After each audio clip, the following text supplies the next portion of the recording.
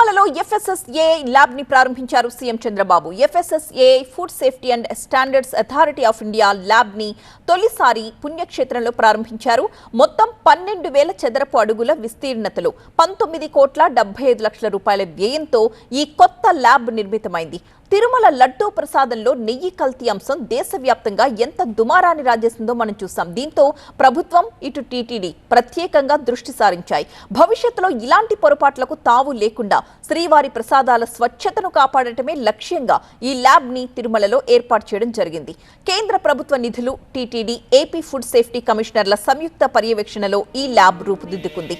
అత్యాధునికమైన lab ని కేవలం 9 నెలల రికార్డ్ సమయంలో పూర్తి చేయడం విశేషం.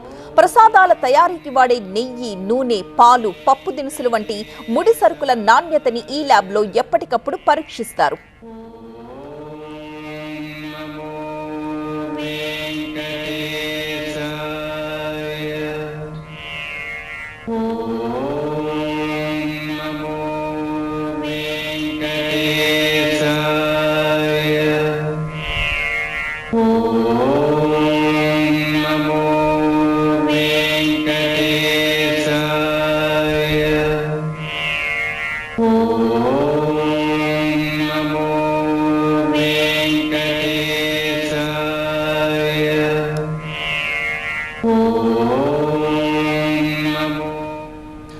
తిరుమలలో ఎఫ్ఎస్ఎస్ఏ ల్యాబ్ ని ప్రారంభించారు CM Chandrababu. FSSA food safety and standards authority of India lab ని తొలిసారి పుణ్యక్షేత్రంలో ప్రారంభించారు.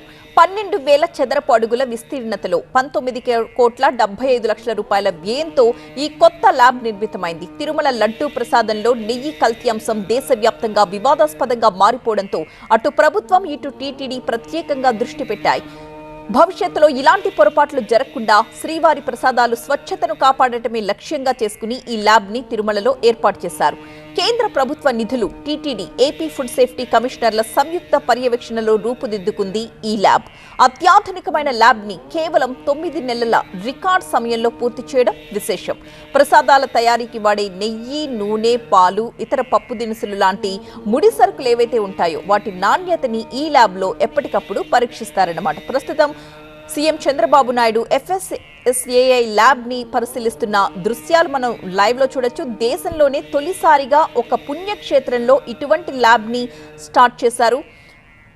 ఇక నుంచి తిరుమలలో ఎలాంటి అవకతవకలకు తావు లేకుండా, ప్రసాదాల విషయంలో ఎలాంటి వివాదాలకు తావు లేకుండా ఈ ల్యాబ్ ని ఏర్పాటు చేసి ఎప్పటికప్పుడు ముడి సరుకుల నాణ్యతని ఇక్కడ పరీక్షిస్తారన్నమాట. దానికి సంబంధించి అధికారులు ఆ మిషన్స్ అవి ఏం చేస్తాయి, వాటి యొక్క ప్రాముఖ్యత ఏమిటి అనేది వివరిస్తూ ఉన్నారు సీఎం చంద్రబాబు నాయుడుకి. ప్రస్తుతం తిరుమలలో ఎఫ్ఎస్ఎస్ఏఐ ల్యాబ్ నుంచి మనం చూస్తున్నాం లైవ్ దృశ్యాలు.